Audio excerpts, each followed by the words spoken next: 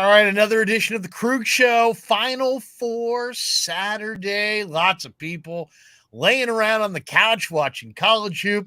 It is halftime of the first game between Villanova and Kansas. And Kansas is having their way up 11, 40-29, though Villanova did close the first half on a 10-2 run. So maybe they'll get back in it. Villanova short-handed a little bit, but welcome to the Krueg Show on this Saturday. And today, Len is on my, I guess I moved. That would be, no, that I would moved be the other side. the other way. Yeah. Len's on that side right now. That's Len. And we decided to get together and have a little meeting about our channel, the Krueg Show YouTube channel. And also, of course, welcome anybody in who wants to ask questions and that kind of thing. And then we decided, well, let's order lunch. So we ordered from In-N-Out, and this is our delivery guy right here from In-N-Out, and that's that way. That guy is our animal style, bro. That was great. Yeah, Thanks for coming over. Here, the In-N-Out guy's here, so we said, let's just throw the In-N-Out guy right on the show. So no, we're just joking about that. That's Ryan, our fantastic crack producer, wearing the In-N-Out gear. Ryan, good to see you, man. Yeah, great to see you guys. I'm so excited. First time on the channel. This is your beginning of your sports career, brother. I mean, for those out there listening, we are the behind-the-scenes guy of Larry. He didn't figure out technology overnight. He just persuaded some technology guys to help him out. And I've got a lot of experience with this, but really Ryan's going to be on the show more because he's a lot better at talking ball than I am. And he's also editing, but he also came from the Adam Carolla show out of the love for what Larry does. And this is exciting. This is a pure passion project, and we're going to do a lot of amazing things going forward. So welcome aboard, Ryan. Yeah, no, just a quick little introduction. I mean, it was very serendipitous. I'm still friends with Copes and, Murph and Mac when I was interning there at KMBR. And, I sent first thing I did when I heard the news, I sent a congratulations text to Copes, and then I didn't have Larry's number. So I hit him up on LinkedIn and just wanted to, let him know how great I thought he was. And I just knew that he was going to land on his feet. And I was like, you know what, if you got anything going in the future, like, feel free to hit me up. I'm a producer at the Adam Carolla show right now, but, I'm trying to get back into sports. So, yeah, and he just all of a sudden I had a call, and it was a conference call with these two, and here we are. Yeah, we went headhunting deep in LA to get this young man. Yeah. Well, tell us about the working for Carolla in that podcast. What that experience was like for you. Now, did you go straight because you were working at KMBR? That's where we met initially. Yep. Did you go straight from KMBR right to the Carolla podcast? Yeah, so the Carolla podcast was my first job out of college. So I interned at KMBR and then went back to UC Santa Barbara for a couple of years, and then the old 5-year plan, and then got a job at Carolla during quarantine. It was I've been a fan of his. I like that kind of universe with him and Bill Simmons and that whole sort of thing. And I think I got a real old school radio introduction to working that I think you could appreciate, like a lot of washing coffee mugs and a lot of random tasks. But, I learned a lot, and the guys over there are great. It's just a little less politics and a little more sports, kind of my feeling. You want to talk sports. You want to get into sports, and we're going to have a great time. We're going to talk a lot of sports. By the way, we're on here, the second half of the Final Four, first game is starting. Len's not a big sports fan, but who did you have in the Final Four? It's Kansas, Villanova in game one, Duke and Carolina in the second game. I got Kansas in the first game and Carolina in the second game, and Carolina Monday night over Kansas in the Roy Williams Bowl. The battle between his two former schools. What do you think? Who do you got? Who do you like? It's tough. I mean, obviously my heart says Carolina wins, right? And I'm not the biggest Coach K guy, so I'm sort of right now I'm rooting for Kansas. I thought Kansas would win. I'm rooting for Kansas because if Duke does beat North Carolina, I do not want him playing a hobbled Villanova team in the championship and Coach K to just kind of have like a little cakewalk to another championship. So I don't know. I mean, Carolina, objectively, if you just took away the 8 seed thing, like their margin of victory, they're destroying teams. I mean, say what you will about St. Peter's, but like that's a fundamental basketball team. Like they run good offense, they make you beat them, and they really didn't have a chance in that entire game. And yeah, so I don't know. Carolina is there that much?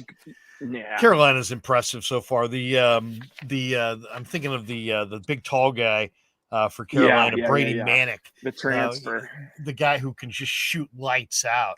I mean, that guy's just striping it right now. Carolina's feeling good. It's funny. I'm surprised. Carolina's an 8 seed, but I don't know that you can call them a big upset. I mean, they got a bunch of McDonald's guys. They got a bunch of top 10. It's Carolina, right? I mean, they're the ultimate blue blood, basketball school, but it's interesting, and they're kind of the underdog, some ways. I think Duke is favored to win the nightcap, and I love Boncaro for Duke. I think he's awesome. I mean, he's gonna be a lottery pick, top 3 pick, and Duke's stacked. And of course, I think the nation will be pulling for Duke, maybe for the first time ever in the Duke Carolina back and forth. Usually, I think more people pull for Carolina, and Duke's like the elitist, school that it's easy to root against, and it was easy to hate Christian Laettner. But now with Coach K's career being over next time he loses, I think there'll be an awful lot of sentiment in the nightcap for Coach K. But I like Carolina. I think Carolina brings swagger. They beat Duke by 15 on senior night last time these two teams played, and I think they're going to get them again. Hey, Larry, we get a question from Julio Miguel Arroyo. Yeah, can the Warriors get out of the funk, or just too many injuries? What do you think, Larry? It's just not the Warriors' year. I mean, it's not. I don't think so. I don't see it. Now I know they're Steph, and they'll get back, and they'll play better, and it's regular season, and you can kind of teams that are like the Warriors who've been to the finals can sometimes flip a switch and get to a different level. But I don't know. It just doesn't. Steph. I mean, I guess you could. Anything could happen. They could either lose in the first round, or they could get to the conference finals. But that's where I'm topping them out at. If you asked me on Christmas, I would have said, hell yeah, they can win a title. They're going to get Wiseman back, but Wiseman didn't come back. So I would have to say ceiling, conference finals, potentially they bow out in the first round. I think if they get Denver in the first round, they're done. If they get Utah in the first round, they'll beat Utah. I don't know. What do you think, Ryan? I mean, so the tough thing is I think it's confusing because we had our expectations reset so many times. Like beginning of the year, I mean, I think they were, Vegas over under had them finishing as like, the 5th seed or something like that in the West. And they just got out to such a hot start. And it was like, holy crap, this is the Warriors. And the funny thing is all before Clay came back, I love Looney. I'm not as much. I mean, it all just comes down to Steph. Like if Steph comes back and he's Steph, yeah, they could make it to the finals. I mean, actually watching that Suns game when like everyone on the Warriors were locked in, I was pretty surprised at actually how well. I mean, they've held Devin Booker down in every game they've played this year. And, CP's got that kind of weird thing versus Steph and the Warriors in the playoffs. And then, I don't know. I mean, Ayton just looked a little passive. Honestly, I kind of agree with you. I think that their ceiling is a title, but I also think they could lose in the first round. Yeah. King Tone says, our thoughts on the Masters. Masters is coming up at Augusta National. He says, with Tiger back, who's your guy in the Masters? Do you have a golf insider? Well, first of all, I don't think Tiger's back. Or maybe you're talking about Tiger's in. I mean, I don't think Tiger's playing. I know Tiger's been sniffing around there, but I don't think he's ready to play competitive golf at all, let alone tee it up in a major. And would he tee it up in a major with no tune-ups? I don't see that happening at all. I don't think he's playing. That's my read on it. And as far as we don't have a golf insider yet, though I do know a bunch of golf insiders, and I am a golf fan. So do I have anybody I like on this year? I like Colin Morikawa, partially because I'm a Bay Area guy and he's a Berkeley guy, and he just seems like a really great guy, and he's a really smart player. He's a great iron player. He just no stage is too big, and yet this major is the major I think where course knowledge matters because it's the same course year after year. Now he's gotten a couple looks at it. I'm going to be rooting for Morikawa. I don't know if I'd pick him, but that's who I'm rooting for. I was waiting for you to be stumped on that one. Go ahead, Brian. I thought Larry didn't know I was anything about golf. I'm impressed. I mean, so obviously I was just like you. I just assumed all this Tiger chatters. He's not actually going to play. That's insanity. But I mean, I actually just yesterday I sprinkled a little bit of money on some Masters futures just to get myself Who did you go with? Who'd you go with? I spread it out pretty good, but I will say that one of the people I threw $10 on, because why not? Tiger is 40-1. That's not like that's like. So he's going to play in the Masters. That's for sure. That's about where he's. Oh, yeah, I mean, why would they have the odds up? I mean, the thing is, they don't have sneaky Vegas. You can't bet the no, so there's only you could bet on Tiger, and it's possible that maybe the public is just everyone's having oh my God, Tiger, I'm going to sprinkle money on that, but it suggests that he's probably at least going to give it a go. I mean. How great would that be? That would be shocking. Oh, be epic. The ratings are going to be through the roof if he does play. I mean, the ratings are always pretty good. This one's great. I like this question. Kind of the question I was looking for in Q&A, because we're always sports, right? So how different, this is from Julio Arroyo again. Larry, how different is your work now compared to being part of a radio station in terms of career evolution? How is the work different? Well, I'm not driving as much, that's for sure. I've got a home studio, so that's kind of nice. But it's just a little different now. When you're doing a show with three people, you're kind of preparing, to be kind of conversant on maybe 20 or 30 topics a day, where now I just see what I'm talking about that day and what we're going to be doing that day, and I kind of prepare to achieve the tasks of the day. So, and, a lot of times that's not, so it takes me a lot less time to prepare to do, one podcast on, sports headlines of the day or 5 topics of the day than to be ready to have a conversation with about 25 topics or 30 topics, because we really you just never knew what direction the show would go in. So it's a little different challenge, but I'm having a lot of fun with this. And I really enjoy the platform of YouTube and all the things that go along with it.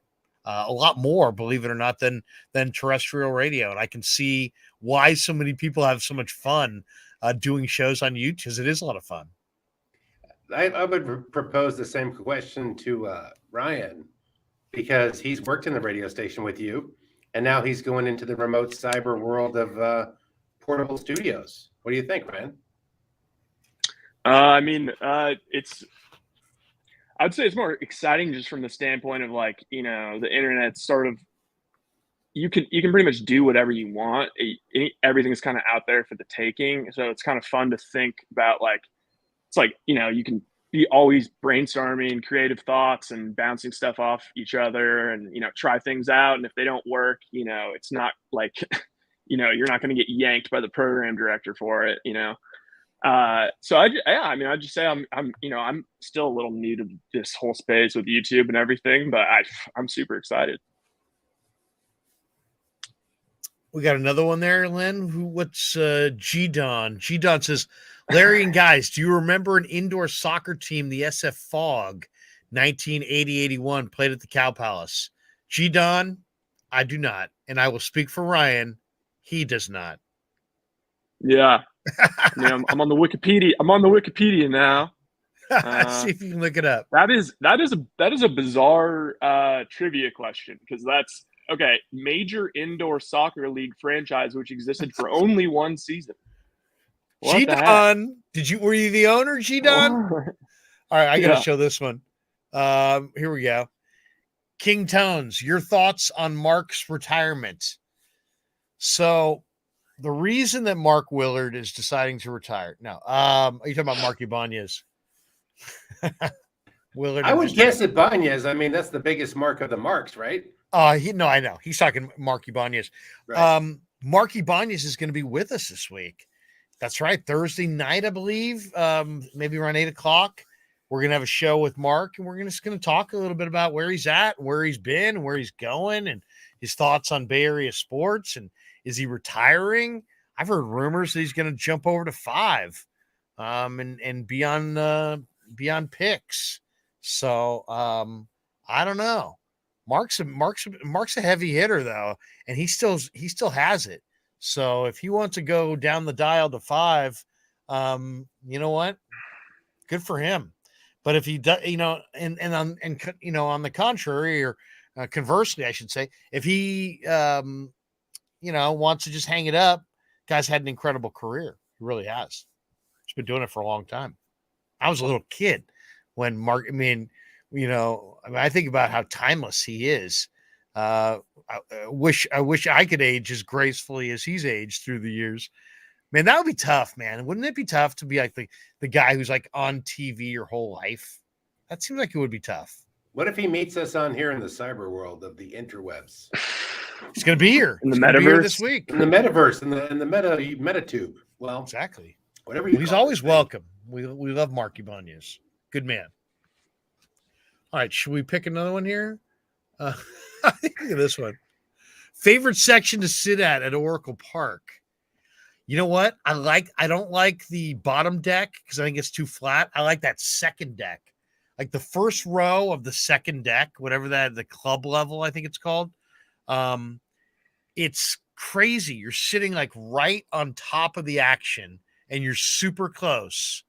I would encourage anybody who has not sat in that second level, go sit in that second level, get in the first row, and you feel like you're hovering over the field. I've never sat. To me, that's one of the best seats I've ever seen.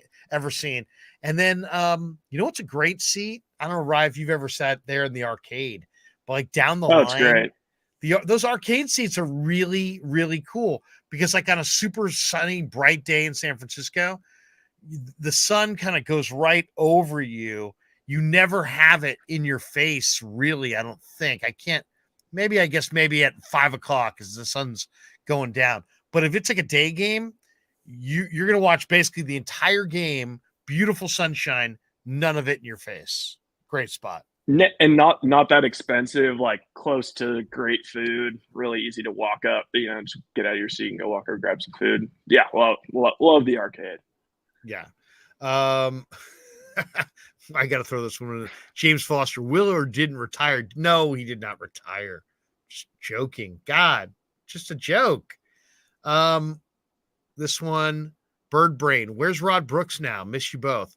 Bird Brain, thank you for that. I know Rod's a North Bay guy, but I don't know what his next project is or what he's doing. But when I do check in with him, I will share his whereabouts with everybody. Romo 2001, Larry, you predict any surprises with the final 28-man roster? Well, I'll tell you, the guy, Alex Blandino is going to make the roster. I think that's pretty clear. It looks, at least to me. I think he seems like he's versatile. He's a right-handed hitter. He's ripping it this spring. He can play third. He can play second. He can hit. He works pitchers. He knows the strike zone. So I could see Blandino being part of that mix. Joey Bart today, guys, 3 for 3 with a home run, hitting .412. So I did see Farhan say that Joey Bart is, I'd heard a rumor that maybe the Giants and the A's were talking about a trade involving Sean Murphy, the catcher, coming to the Giants. And I don't know if there's anything to that or not, but that would be interesting. But listening to Farhan said he he's not going to take a veteran catcher and put him in front of Joey Bart. So sounds like the Giants are going with Joey Bart to replace Buster Posey. So I don't know. I don't know if that's considered a surprise. And then the guy they just traded for from Philadelphia, Luke Williams. You know, he had a nice hit today to right field, and I'm pretty sure they traded for him to be on this roster. So would that be a surprise if he's on the roster? I don't know, but I do expect him to be on the roster. So I don't know if any of those are surprises, especially with a 28-man roster. I actually think the Giants may be in the running for one more addition. I don't know if it will happen before opening day, if it will be in April, but like Padres are looking to move Will Myers. He kills it at this ballpark. They're probably willing to pay some of the money.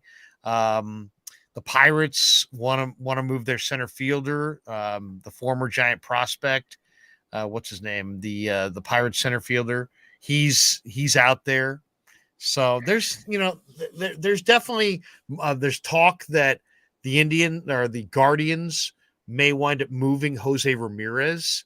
They're right now trying to negotiate a long-term extension, but if they can't, they're going to trade him. And that's the kind of bat that I could see Farhan. There's 2 years of club control for Jose Ramirez. If you can get him for Hunter Bishop, you probably would do that. At least I would do it. So I do expect the Giants to do something. It may not be before opening day, but I think they'll add to their lineup, because if they do, I don't know how you feel, Ryan, but I like Carlos Rodon. I like the way the Giants pitching lines up. If they get a little bit of hitting, they can win 90 plus games and contend for a playoff berth. Yeah, I think their Vegas line was 84.5.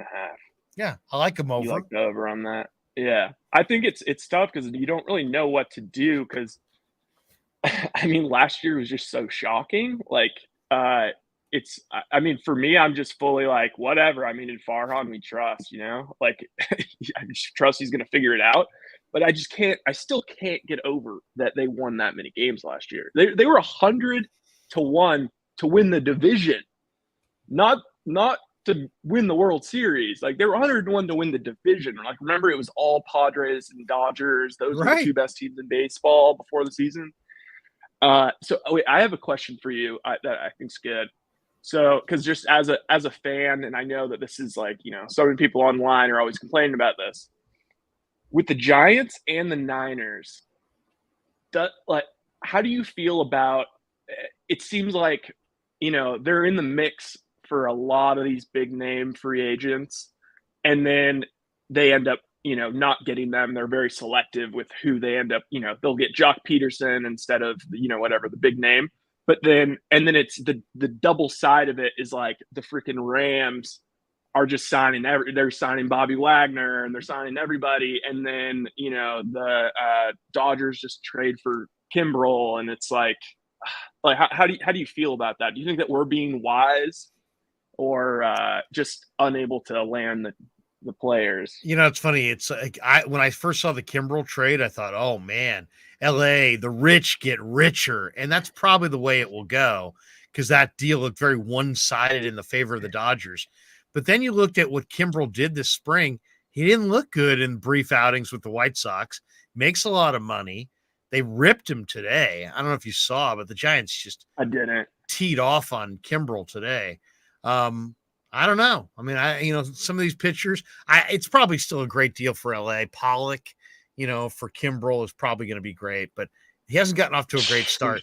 As far as, it is frustrating to always kind of, be the team that makes the under the radar pickups, and, especially with the Giants, because there is no cap in baseball. And, exactly.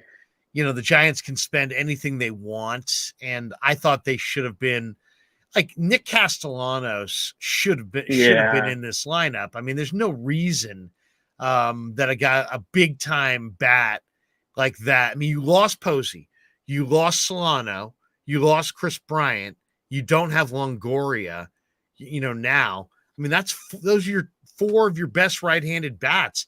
The Giants may be absolute fodder against lefties this year. We got to see how it goes, because who's their right-handed bats that are going to dominate left-handed pitching? Wilmer Flores, man, it's just asking a lot. So to me, Castellanos would have been that guy. And I think he would have had a huge impact on this team, or, but they didn't go in that direction. But maybe they'll go in a different direction with a trade. Brian Reynolds was the Pirates' name, and I couldn't remember. But yeah, it is frustrating. And with the Rams too, I mean, the Rams are all in, and they're like going into this mode where, picks don't mean anything. And I think that's not the right direction. I don't believe that. I still believe you build through the draft.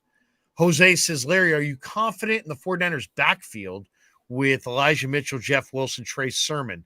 Do they need to add another back? Well, I like those guys, but yeah, they need to add another back. Wouldn't you say? Knowing Shanahan, they're going to take somebody in the 4th round or something. Exactly. And it's a great back. It's a great draft, I should say. 4 backs. Yeah. Jimmy Dixie's says Saquon Barkley, the Niners, good move if he stays healthy. What are your thoughts? Well, I did a video on this last weekend that got just ridiculous traction. So thank you to all of you out there who checked out that video. But I don't see how it works without moving Jimmy G. So if you're going to move Jimmy G, it works because then you're taking $25 million off your books. You can extend Debo, you can extend Bosa, and you could pay $7.2 million, the cap hit for Barkley. To me, it's intriguing because this guy did catch 91 balls as a rookie, and if you put him in Shanahan's offense as a receiving back, and he ever got back to what he was pre-ACL, I mean, you really got something. He had an ankle injury last year. He's been hurt. He makes a lot of money. They have other backs. It's a good running back draft. All that says no. But man, if you really felt like, first of all, what's the cost to get him? A 6th? If you can get him for a 6th-round pick, could you extend him for 3 years and then make it a $2 million hit? If there's ways you could massage the cost both on the cap and in picks, I'd be interested. He's only 25, low mileage, great talent. He's Iran Barkley's nephew. It's an incredibly athletic family. So I would be interested. My thing with Barkley is so I remember his rookie year and everyone was going nuts. And I remember I was like listening to the Bill Simmons podcast and he came out and said he's the best running back I've ever seen, which is just insane. And then I was listening to Mike Lombardi and, I'm not an X's and O's guy. I don't watch all the all 22, but he just pointed out that the guy doesn't block. He does not block. And since then, I haven't been able to get that out of my mind when I'm watching. He does not block. And actually, a lot of times, I've noticed he'll go out and then Wayne Gallman or whoever, steps in and the Giants start winning. So that's my only holdup with Barkley. Injuries, and I don't know if he blocks. Yeah. And when you're talking about Trey Lance, the one thing about Trey Lance is, man, it would be nice to have somebody you could dump it off to in the, as a safety valve. And man, if Saquon Barkley could be that guy. G-Don says, Larry, your thoughts on Kaepernick? Well, there is a story today. Kaepernick is 34. He said today he's going to accept a backup job to get back in the league. So I guess previously, he wanted to be a starter or he just didn't want to play. Now he says he'll be a backup. I think this is a player who we've talked a lot about because of non-football things, but I think this, if you looked at his numbers the last 3 years, his numbers were all in decline for 3 years in a row. So I'm not thinking great thoughts about his future. I'm not a big Kaepernick fan as far as I saw the talent. Heck, I was front and center. I did the pre and post all those years, and he's a great athlete. But once he had that game against Arizona where he threw 2 pick sixes, I think at that point the book on him around the league was out, which was that he really didn't read coverages and he really didn't throw with any anticipation. and he had a really long windup. So teams just start dropping into a soft zone and reading his eyes, and he would telegraph where he was going with it. And I don't think he made the adjustment. So I'd be shocked. I guess I can't say I'd be shocked if he gets a chance, but I probably should be, because he hasn't played since January of 2017, and it's 2022, and it's somewhat unprecedented. But I think I could see there's a movement afoot to get him back in the league, and I hope he does get back, but I don't think he's going to have success if he gets back. What's your read on Kaepernick, Brian? So I mean, I remember the tail end of the Alex Smith years was sort of like when I really started watching football. And I mean, Kaepernick was so fun, man. With the Green Bay games, and it just seemed like he was a dog. And it was like, holy man, this guy, he's so big, and like he never got injured. Like it was just, I've never seen anything like that or since, really, where he had that. If he got it in the open field, like it was, nobody could catch up to him. It was so awesome. I have to say, like, not like being like political or anything. That last year with Harbaugh, and then progressively with Chip Kelly, and you could tell he's like, all of a sudden it's like, wow, did Kaepernick lose like 30 pounds? And like, it's like, oh, all of a sudden he's a vegan. And then there's like stuff coming out about like them keep having to, simplify the playbook, and he's not, and it just seemed like he wasn't quite locked into ball anymore. And that's sort of my feeling is I think, give him a shot, I guess, give him a shot if you're Pete Carroll, and, you have to start Geno Smith. I mean, hey, why not take a shot on Kaepernick? But yeah, I think that, yeah.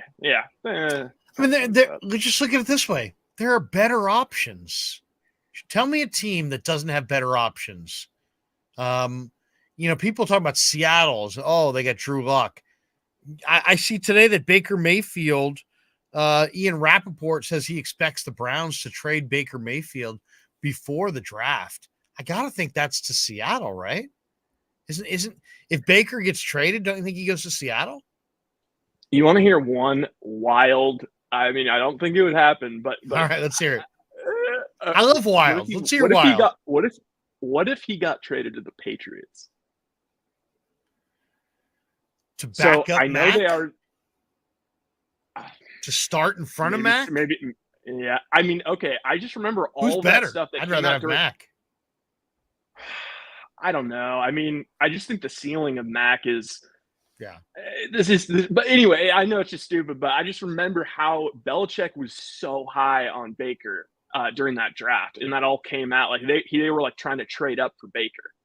Like Belichick saw something in Baker, which is interesting. I just think it's interesting, and I don't know, maybe. Yeah, I mean, the options. I guess Carolina, but I don't know that Carolina's showing any interest there. And Seattle, what's going to happen with Jimmy G?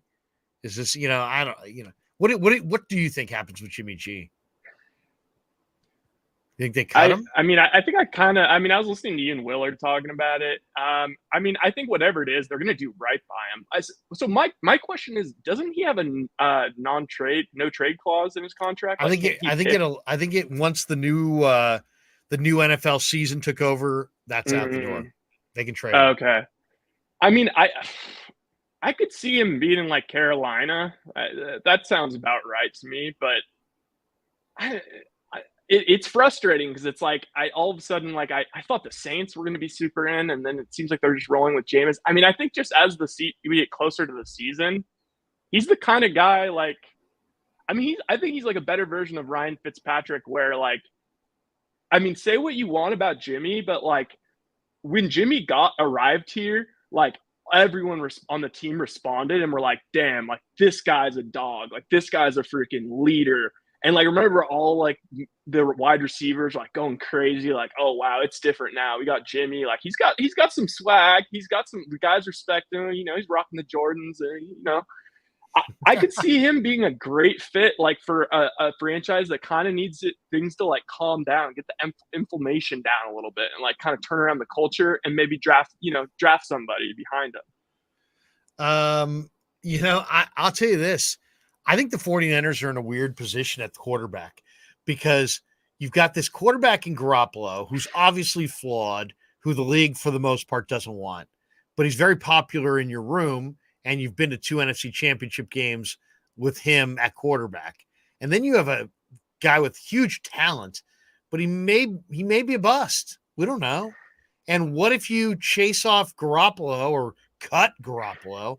And think about it this way. If you're John Lynch, fastest way to get fired, you cut Garoppolo, he goes to Seattle, Lance is a bust, Garoppolo plays well in Seattle. Your fans are going crazy. You're now fired. Right? I mean, that can happen. All those things could happen. So I don't know if the 49ers, if they move on from Jimmy, I guess my question is, if they move on from Jimmy, they go with Lance, which we all expect them to do. Are they okay with Sudfeld being the guy if Lance gets one injury? Or would they want another quarterback? Because if I were them, I think I would want another quarterback.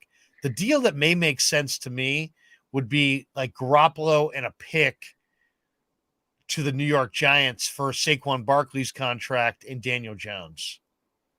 Then at least the Giants, you start fresh with a quarterback who's got some credentials, and you're not in this forever rebuilding plan. For the Niners, they get a talented young quarterback prospect who they may be able to build up, whose skill set is probably very similar to Trey Lance when you really think about it. And then you've got Lance with a better quarterback behind him, but the clear number one starter. But you also have somebody who can challenge him if he's so raw that he can't really do it. That's the thing. I'll tell you, that's going to be the interesting thing, because the Niners, it's time to move off of Jimmy and on to Trey, but they can't. You get the feeling that Shanahan doesn't quite trust that Trey is a for sure lock, and so they don't want to just give away Garoppolo and then be in a position where they look really bad if Trey's not playing well. They want to get something for Garoppolo. So it looks like, well, yeah, we improved our football team. Then I don't know. That's my read on it.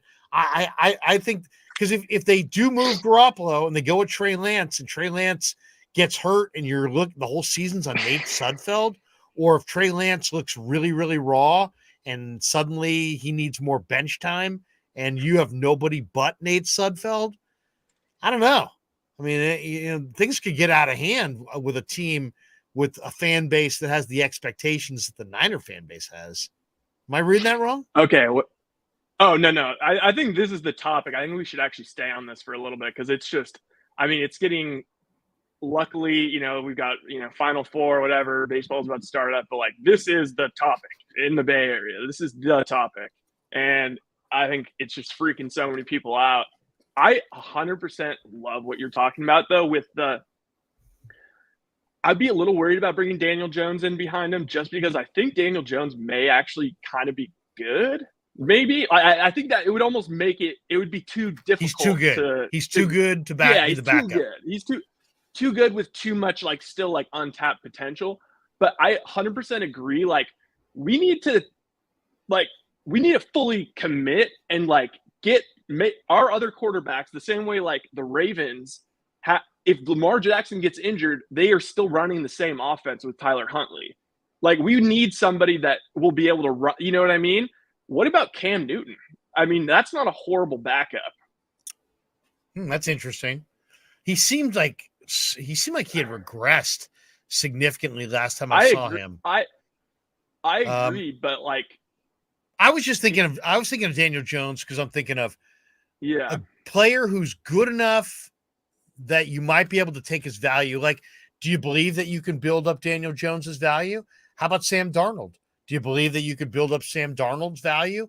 Because I could see Carolina wanting Garoppolo, wanting to move on from Darnold, despite what they may say publicly, and maybe even wanting to incentivize the 49ers to make that trade. You take Sam Darnold, we'll take Jimmy Garoppolo, we'll give you some picks. I'd rather Christian McCaffrey than Saquon. There you go. Now that would be fun.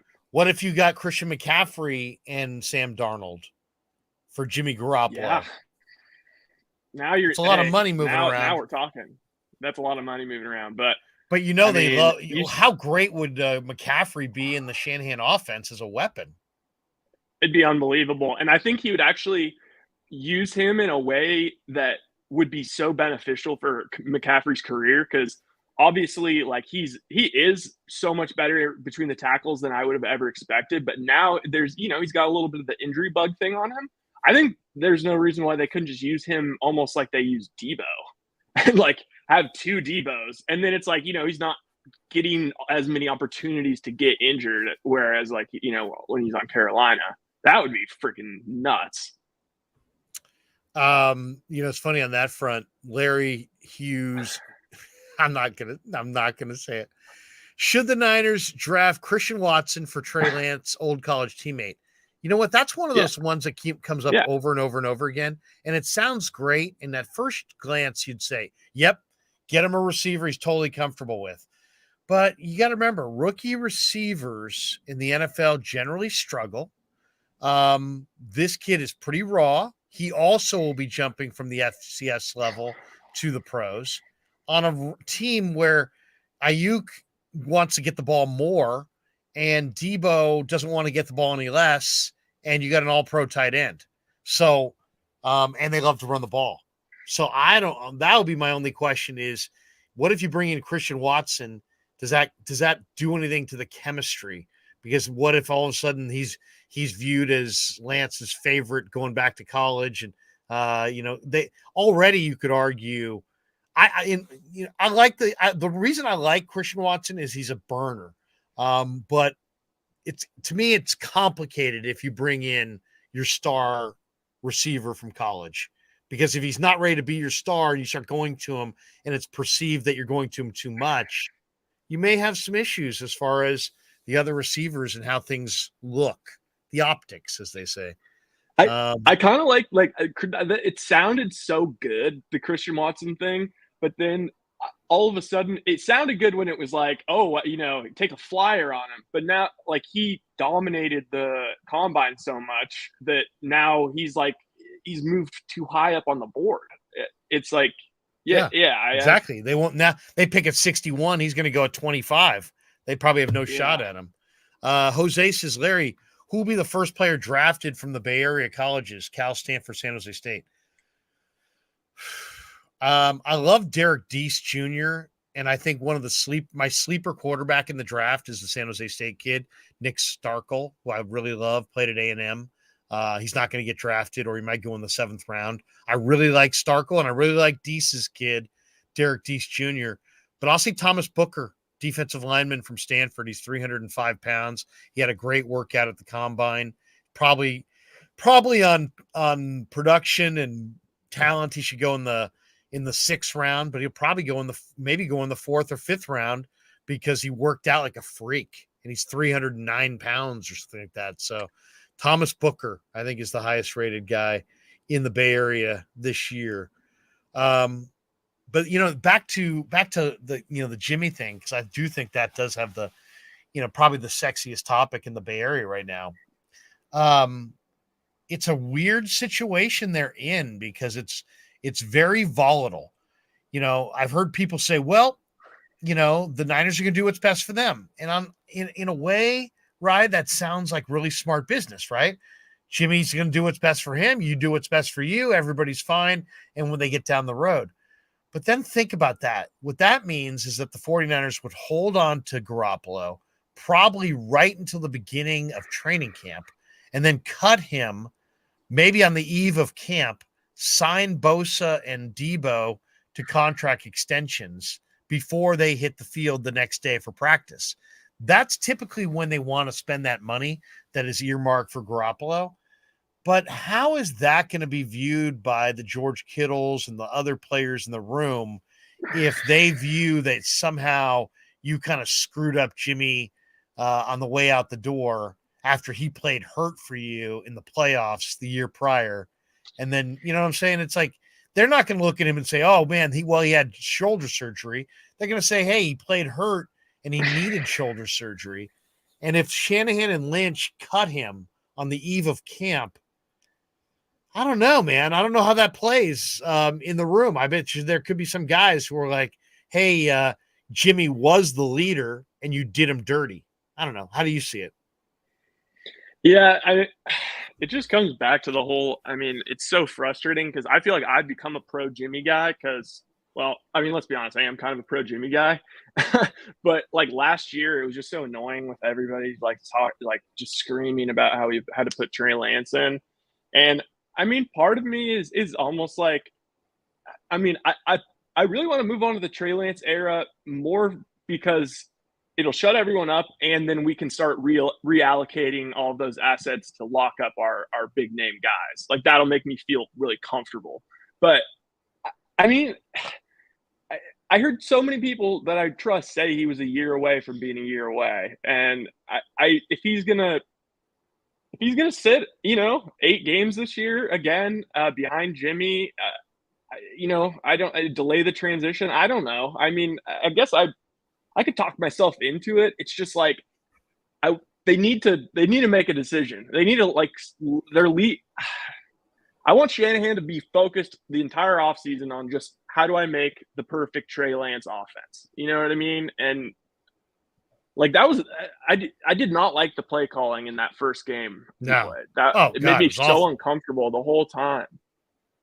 It was like it was so dumb too. It was like, well, let's see. Let's take our young quarterback and let's run him on quarterback power through the A gaps with no lead blocker and let him take hit after hit after hit on his throwing shoulder for 2-yard gains and 3-yard gains. I mean, it's like, what? I mean, it was like somebody was sniffing glue. I mean, it was like, really, this is your game plan. And then it was like, well, of those 16 quarterback runs, only 7 of them were designed. All right, so you're an idiot 7 times instead of 16 times. Sorry. I mean, seriously. Yeah. I mean, seriously. Oh, I know. I mean, I will. You notice how they didn't go back to that. Look at the game plan for Houston compared to that Arizona game. No more quarterback power. Let's see Trey. Let's treat Trey like he's Larry Zonka. I mean, that Arizona game plan was like, I mean, unbelievable. I will say, like, I actually went back and watched the all 22 on that game because I was just so like I was grasping at trying to like figure out like what the heck was going on there. There must have been something we weren't seeing. There were like 2 plays I remember that like, it was like I think one came down to like Ross Dwelly not blocking and Kittle was out that game, and then another one was like I swear to God I haven't heard any confirmation on this, but there was one play where I swear to God, Mitchell got the handoff and was supposed to pitch it back to Lance, and it would have been a walk-in touchdown for like 70 yards. Because the whole way, it's if you rewatch the play. So I think there was some stuff that just kind of got screwed up, but yeah, that was gross, man. It was rough. King Tones, bottom line idea: bring Tom Brady back. Or bring Tom Brady. That would have been perfect. Oh, I would have loved it. I'd still love it. King Tones. Wait, Larry. Let me do let's get a little positive. I was thinking about this as a huge spin zone because you know how everyone that wants to like make fun, like talk shit or talk s to Shanahan, like the whole like Trey Lance thing. It's like, oh my God, they traded 3 first-round picks for Lance. Right, but it's like, okay, the first one's a swap. Like, why do you're just trying to make it sound bigger than it is? The first one was a swap, and then we have guess what? What is it? The 29th pick is the first one, and then next year, if we're good again, it's going to be another late round pick. I would much rather have that than the Chicago Bears situation where they traded up for Fields, they swapped their first round pick. And then now look, the Giants have the freaking 7th overall pick in the draft this year. Like that's way more. Yeah, when you're a good team and you can gamble on yourself, I mean, overall, the price tag was reasonable, and depending on what they can get for Garoppolo, if they can get anything for Garoppolo, then that's even better. And then also, Lance would have been the best quarterback in this draft. I mean, that's he probably would have exactly been the it. first He would pick have in been this the draft. He would have been the number one pick because 100%. So, I have no problem with what they did last year to trade up for Lance, and I have no problem that they took Lance. And I think Lance is going to develop nicely. King Tone says, I like Larry's shirt. This is Caceres suits in Dublin, California. Go check them out. Caceres. They do great suits. Tony Cacera, good friend of mine, made me that shirt. Here we go. Gonzalo Carrillo says, nice haircut, Larry. Thank you. You like that? Got the fade today. That's DiMaggio's barbershop downtown Walnut Creek. Says, looking so fresh, so clean, like the song goes. Go Niners, FK and BR for letting you go. Gonzalo, they did me a favor. Let's see. Got a couple more here. Let's see. Oh, look at that. Another guy. King Tones. Larry been having that cool, awesome hair, bro. Thanks, dude. I appreciate that. I got to keep it for what I got. Only going to have it for so long. This guy says, I remember Larry's draft crush of 2014, Dree Archer. That might have been the case. He was very fast. Very fast. Okay, this is an interesting one. Ken says Jimmy Garoppolo's become a distraction for the franchise. Do you agree? It's not as much that he's he's actually the opposite of a distraction in terms of his conduct. But I mean, the everything that's coming around it is the distraction. I mean, do you see Baker Mayfield?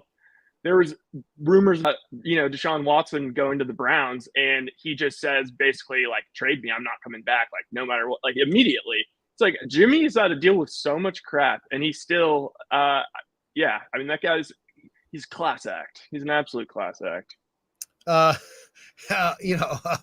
King Tones says, when are we getting Pig in a Pickle as a sponsor? I'm working on it. We'll talk to the owner. We'll see what he says. We got to give it time. Here's one that you maybe have more thoughts on than I do. Larry, your thoughts on World Cup drawing? He says, joking, but super fun, actually. Have you seen it? No.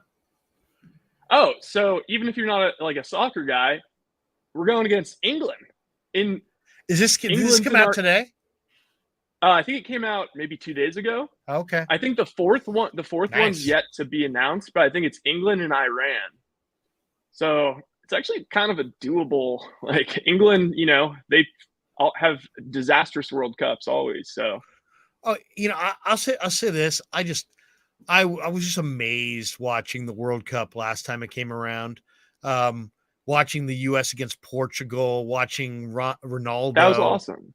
The Ronaldo cross-field pass.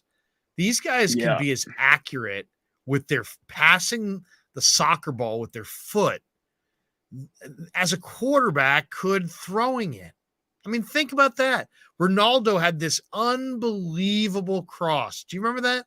Do you remember the unbelievable cross? Absolutely. Against the USA? Absolutely. It's amazing. Absolutely amazing. No. Those guys are so incredible. King Tone says, Larry, I'll miss Sam Spear this summer. Yeah, Sammy Spear, if you're a horse racing fan, and we're right around the Kentucky Derby, first Saturday in May. Then the Preakness, the Belmont, Sammy, up at Aqueduct in the Sky, and we loved him, absolutely loved him. Great guy, great friend. Miss you, Sammy Spear, for sure. But yeah, I mean, the Niner thing on the Garoppolo front is really interesting from the standpoint of, I do think it is a distraction. I mean, think about it. You invested all this draft capital in Trey Lance. He is your future. This entire offseason should be about getting him ready and surrounding him with great talent.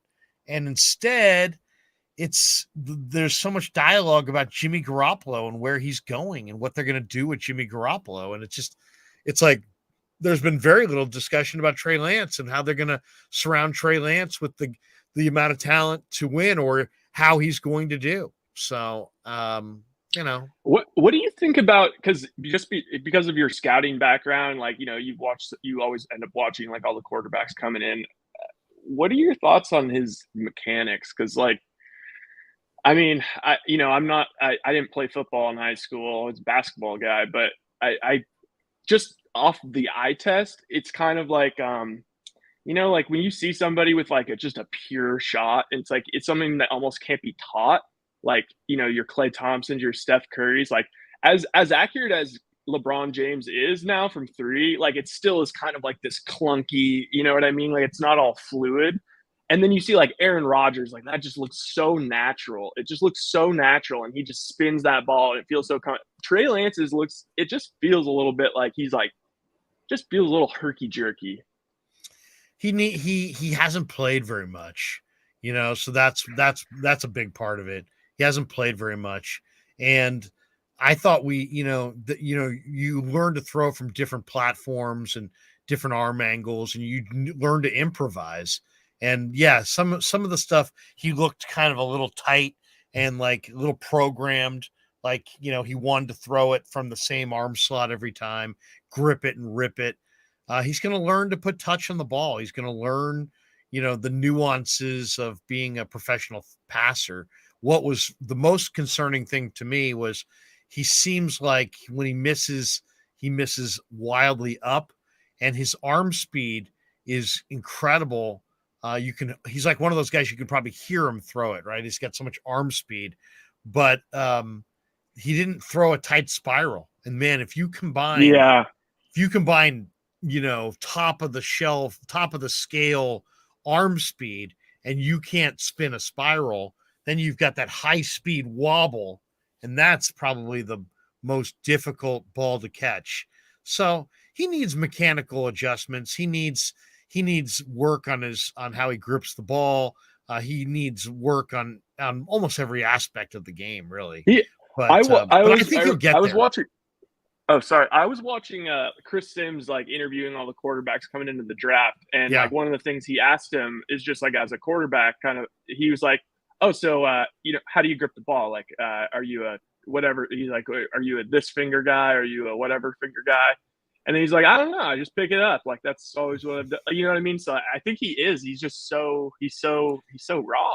Yeah, he's raw. But I'll say this, like when you watched him do the mesh point on like a play action pass, he looks really smooth at it because they did a lot of that in college.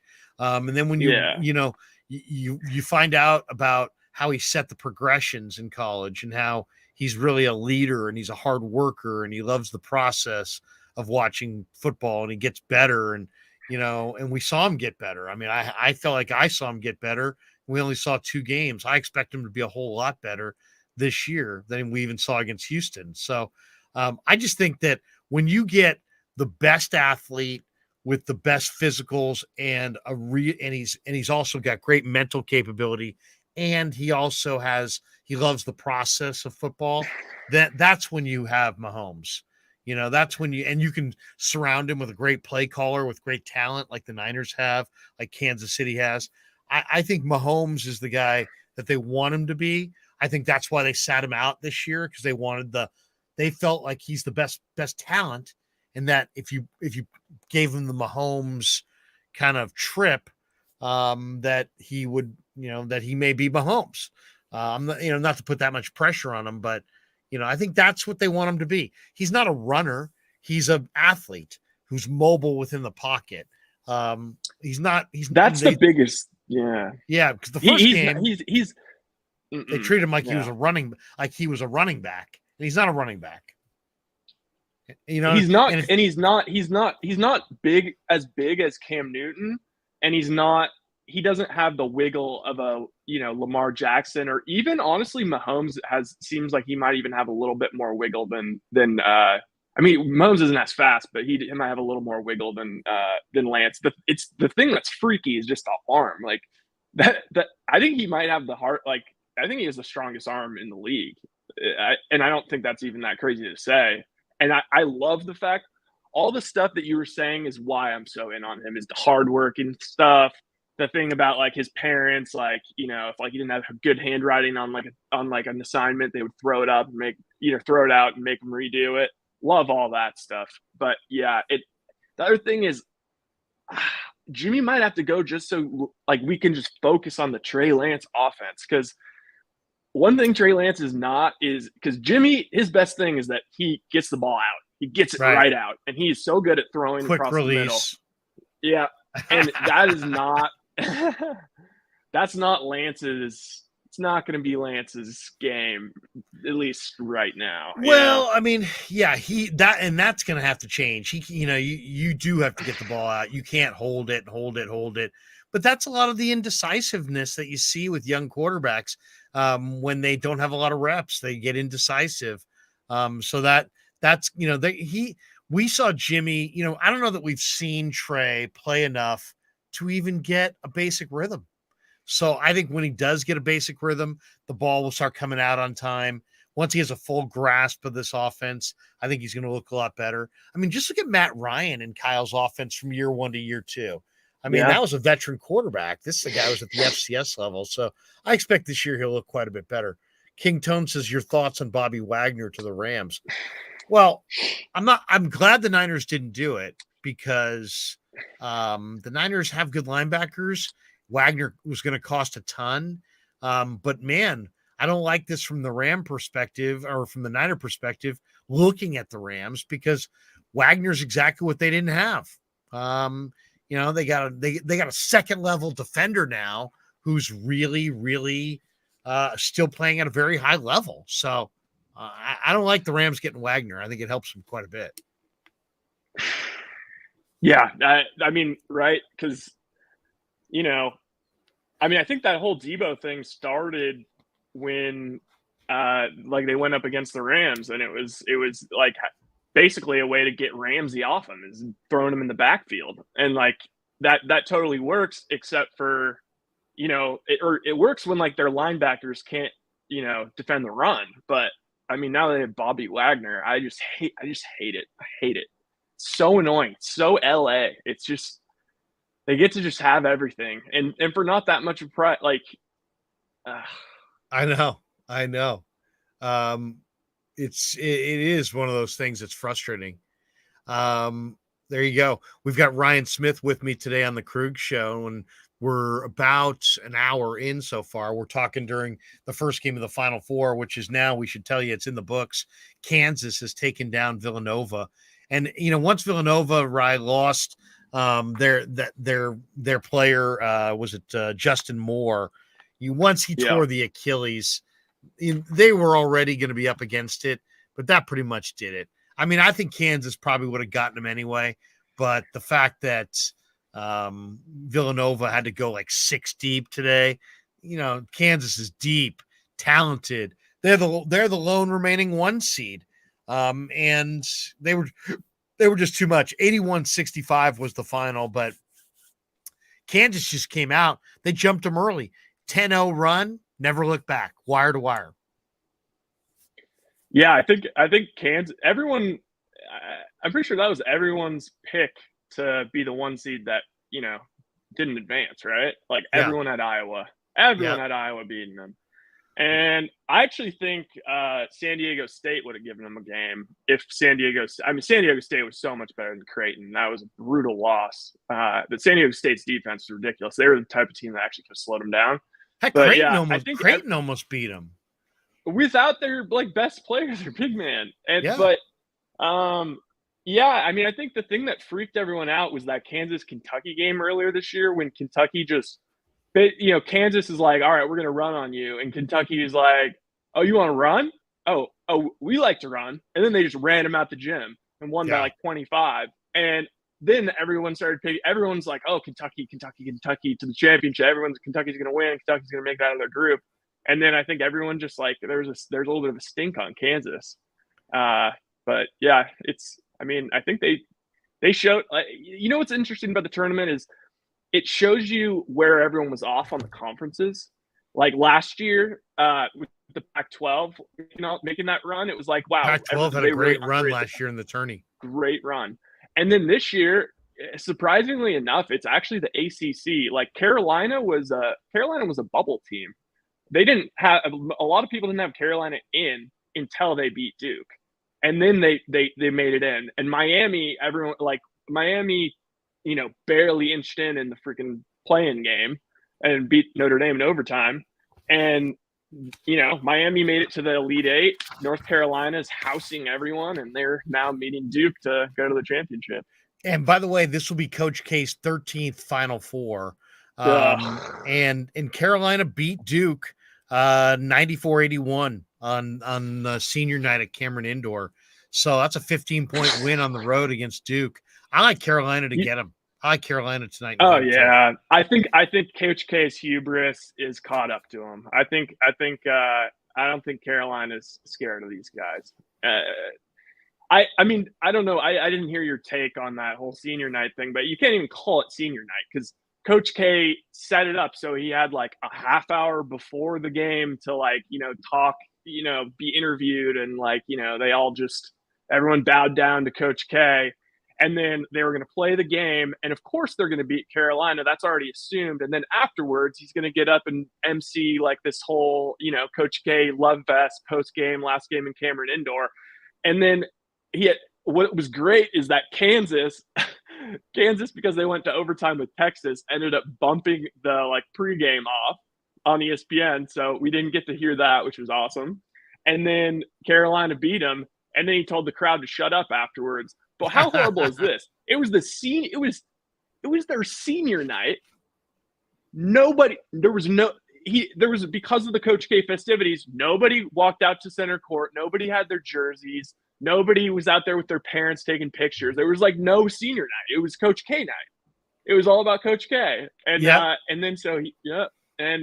well, they got a young team, right? I mean, it's a super young team that Duke has.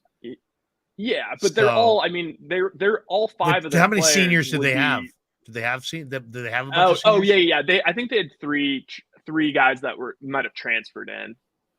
So you're right. It wasn't any of the stars, and maybe that's what he's thinking. And a couple more here before we end our little sit down.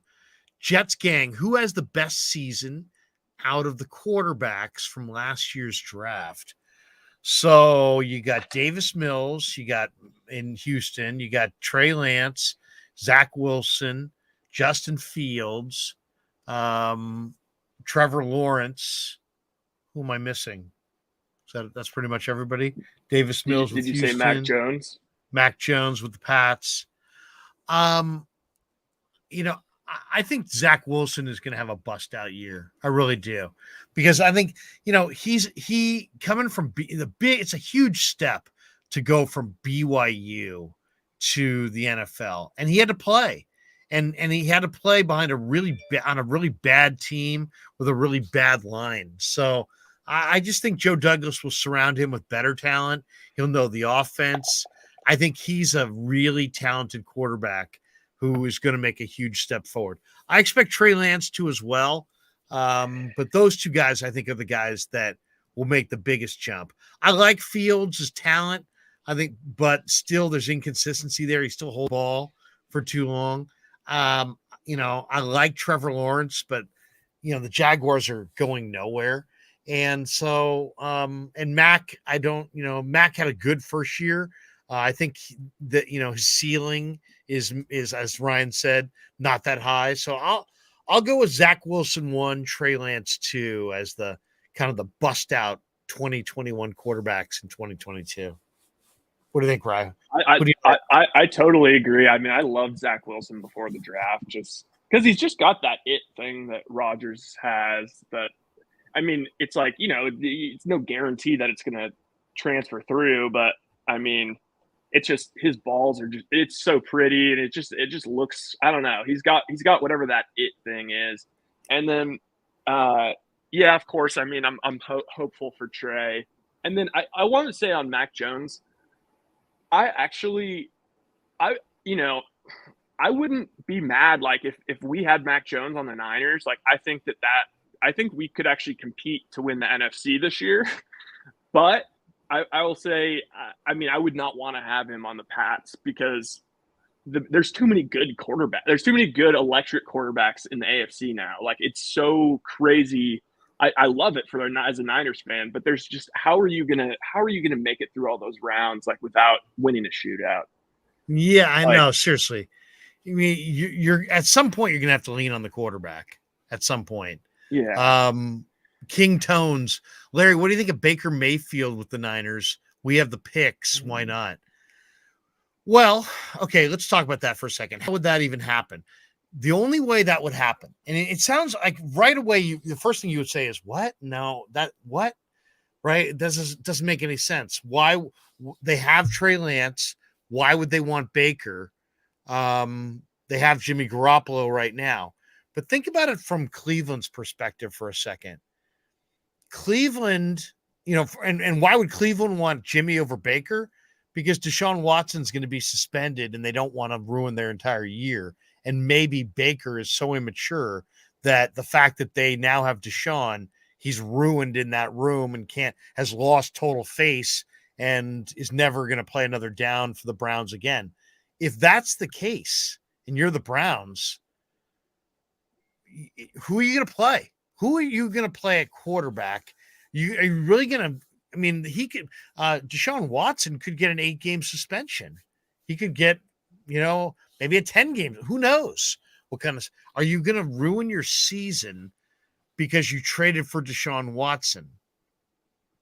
Where if you flip Baker for Jimmy, at least you have a professional in Jimmy who will be there to play those early games. And then if you want to trade him, if you want to move on from him, you could do so. You get Baker out of there. You take on a little bit more cap hit than Mayfield would have. Why would the Niners do it? Only because they don't know what Trey Lance is, and maybe the Browns would sweeten it for you by giving you Baker and something. I don't see it as much from the Niner perspective. Why that sounds like a three-way. It sounds like a three-way trade. It does, doesn't it? Because somebody like I can see why the Browns want a veteran quarterback who could win games that's not named Deshaun Watson. And maybe that's Jimmy Garoppolo. But I can't see the 49ers taking Mayfield back in that trade. Maybe if he, I'll tell you, what do you think of Sam Darnold as a quarterback? Because, the Jimmy thing is interesting on the Sam Darnold front as well. If it was a 3-way involving Carolina and Darnold, do you think Kyle thinks that he could turn Darnold around? And if he did, couldn't he take his $18 million contract, make it a 3-year deal, make it $6 million a year? You got $6 million going to Darnold. You got $2 million going to Sudfeld. So now your backups combined to make $8 so that's a reasonable backup price while you have Trey Lance on a rookie deal. I don't know. To me, I don't mind that at all. What do you think of that? Is Sam Darnold horrendous? He's turned the ball over a ton in a short amount of time. Is he fixable? What do you think? Yeah, I mean, I think like a lot of people, I thought he was going to have a really good year last year. I think we all kind of bought into the Joe Judge magic after what he did with Burrow. And yeah, I thought Sam Darnold was going to be great last year. Ended up not being the case. But I mean, he actually kind of fits the mold of a guy who could be a backup for Trey, or maybe start a little bit while Trey is developing. Just because, I mean, you saw it last year. He was like leading the league in rushing touchdowns for like a really long time. He actually had some wheels on him, and I think get him back to California and. I think it could be mutually beneficial for him too, kind of being an offense. It's a little more run heavy and whatnot. And back to the Jimmy thing, I actually think that that's the perfect spot for Jimmy is with Cleveland, because the musical chairs game's kind of up, and there's not that many starting jobs left. But I mean, I could see Jimmy. It's like, look, that's like what I was saying earlier. It's like, if you need a guy who's going to be a professional, that's like going to kind of like as a culture changer, like who needs that more than the Browns? I mean, you could argue Mayfield did it a little bit, but now, I mean, it seems like things have turned a little sideways with the Odell thing. And then all of a sudden, now we're bringing in Deshaun Watson and his issues. I could see Jimmy. Plus, you know what? Jimmy's usually only good for about 8 games. So, I mean, he could play there. on a stacked roster, run a somewhat similar offense, a lot of running the ball. That guy has a great handoff. And then, you know what? That might raise his value enough to go get moved to starting job next year. That one. I mean, I got to think that the 49ers are holding on to Garoppolo for some other reason other than, I got to think that somebody has told them, well, if we can get to a certain point, if we can do this before, we're interested, but we're not interested in less, because otherwise, why would they hold on to him? Why would they hold on to him and not turn the page and not spend some of that cap on free agency? Why would they not turn the page? He said he wanted a fresh start. They said they were going to work together to get him a fresh start. It didn't seem like there was going to be anything really standing in the way of him getting traded. And now it just seems like it's either they're hedging their bet. It makes me think that he's going to be dealt on draft day. Makes me think that maybe something could happen on draft day that would kind of shake this logjam of quarterbacks and create an opening for him. Well, what's the precedent for a team not dealing their quarterback until preseason? Like, I don't remember one. I mean, I can't think of one. I cannot think of one situation where this is where. You could say this. That you could say Jimmy. I mean, when Jimmy got traded to the Niners, like, he obviously adapted pretty quickly and did the best he could with the offense. But yeah, it just seems like waiting for. I guess they're just waiting for tragedy to strike. Like, I mean, someone to tear their something in training camp and. And it happened last year with Wentz, right? Didn't he get hurt 3 days into camp? Yeah, he sprained both his ankles or some hilarious that's something only Wentz would do. What do you think of this one? I won't say his name, but he says the 49ers should attempt to trade for the Panthers' Brian Burns. Come on, Professor Larry, let's hear you profess. I mean, that would be incredible. Come on. The Niners are looking for a pass rusher opposite Nick Bosa, and a superstar pass rusher, Pro Bowler with the kind of talent that Brian Burns has is, suddenly falls in your lap. Yeah. If Carolina wants to move Brian Burns, I'm pretty sure the 49ers would like to have him, but just don't see that happening. That is your dream scenario, though. I mean, absolutely. Has Austin Hooper been signed yet? I think he did sign the other day. Okay. Who got Austin Hooper? I'll look that up. Jaguars, maybe? But yeah, he signed the other day. They've been talking about with him. The Titans. Yeah.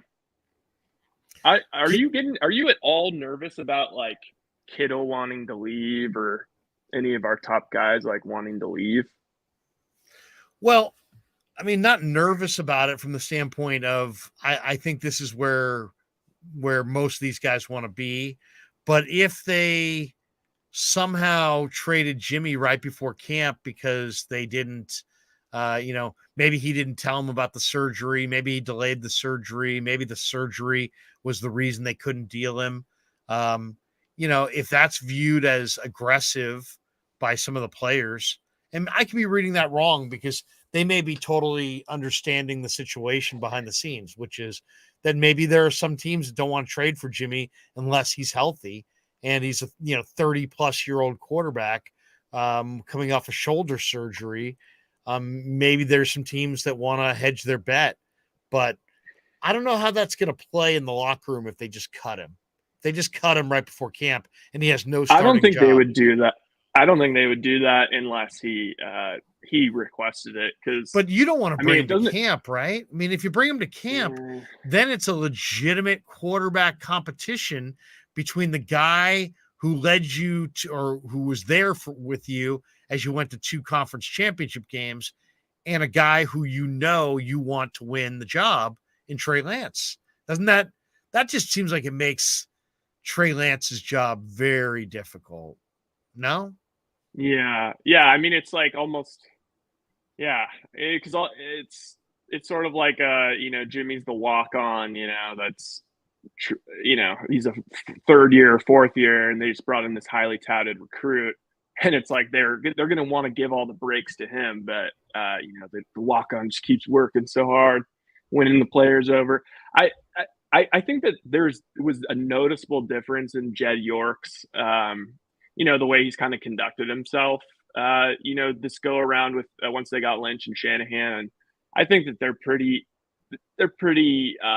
careful now about like wanting to make it seem like, this is like a classy organization that is always going to do right by its guys, especially like the guys that, like Jimmy that like battled so much for us. I think they just want to like have that message out there for the league. Like, you come here, like, we'll take care of you. Like, we're not going to screw you over. And that is important. I mean, a lot of people say, why would, how is that important? It's important because then you have a good reputation around the league. And then players want to come play for you because you're viewed as somebody who treats players well. You don't want that reputation of, they're all about themselves. They don't treat players well, because that reputation gets around the league. Ron says, what is the highest draft pick you think we could get in this year's draft? For Jimmy, I mean, I would say probably my guess would be a third round pick. And even that would be like, why are you offering a third round pick? But the reason I say a third round pick is because if the Niners brought Jimmy back and he played this year for them and then left as a free agent in the following off season, they would get a third round draft pick, comp pick. So that kind of is the baseline of what they would want. So like, would they trade Jimmy as opposed to have him? Yeah, if they could get that third round pick in this year's draft, they probably would make that trade. That'd be my guess. What I was just thinking is like, there's actually some funny parallels to totally opposite guys in terms of how they're viewed in the franchise, but it's kind of similar to the Ben Simmons situation. Like, it's like, no way they're going to go into the year with just not playing Simmons, and then they just didn't. And Morey just waited and waited and waited, and I mean, he waited and got James Harden. So, I mean, I could see that, like, probably a lot of teams are trying to, like, lowball the Niners, like, oh, come on, like, he's injured. You guys don't even really want him. Like, you got to move on Trey. And then, but if we wait, I guess, a little bit longer, wait till we gain some leverage, I don't know. I mean, it's like your girlfriend or something, it's like you broke up with her and you got a new girlfriend, but you just don't want to let her move on to the next guy. It's like, you got, sometimes you can't, you either got to date her or you got to let her move on to the next guy. Yeah. I mean, it's, I mean, it's like, are they going to keep him? Are they going to hold him hostage? The other question is, would they actually do it? Would they actually bring him back and have him, be the backup quarterback this year? I think that is inviting the circus to town. I think that means that's inviting the circus to town. Every single, preseason practice is, who's the guy? How many did they complete today? What was Jimmy's completion percentage? What was Trey's? Who looked better? I can't imagine that they would want that, but that's what you got. That's what you got if Jimmy suits up in camp. So I got to think they're bluffing, but then if they're to me, in my opinion, Rye, if you hold on this long, you got to get something, right? Otherwise, I think Lynch looks bad. If they hold off the entire off season and get nothing, or cut him in July, I think John Lynch looks really bad. If you hold off and you make a trade and you get something of value, then you look good. Then you waited, as you said, like Daryl Morey, and got your price. But if you wait, and get nothing, you look bad.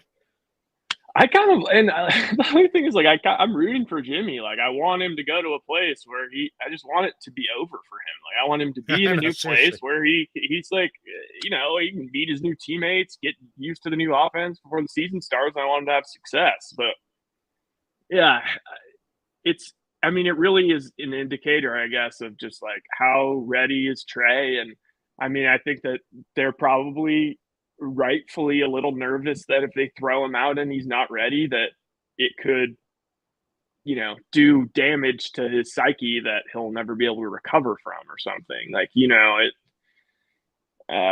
at Carson Wentz, how well it was going for him. He gets injured and things start getting weird. Nick Foles wins the Super Bowl and he just has never been the same player.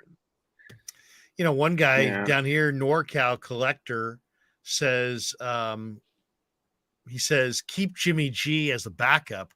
A team will get desperate during the season. It happens every year. Well, that's actually not, that's not a bad idea in theory, but what if somebody doesn't get hurt? And are you really going to go through all of July, all of August, all of September? The trade deadline is not until October. You're really going to go in to drive this into mid-October and maybe make a trade?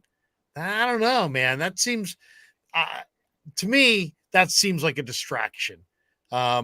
Is getting a third-round pick worth that, I guess would be the question.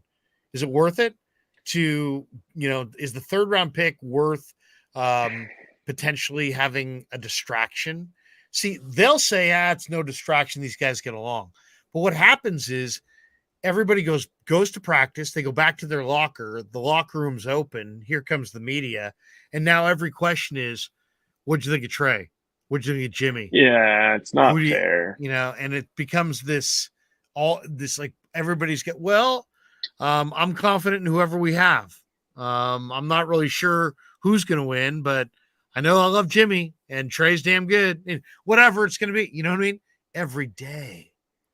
Until October. I don't know, man. I can't see them wanting that. Dante Wiley says that you can't have a $25 million backup quarterback. That's a good point. Now that we're talking about it more, I'm actually now talked myself into being confident that they have something. I bet they have 2 or 3 teams where they have something kind of lined up, and I bet once we get to the draft, I think he's gone. I think that probably, maybe you have a team like Pittsburgh or I don't know, some team that is looking to draft a quarterback, but is like, maybe they have like 1 or 2 quarterbacks on their board that they would want.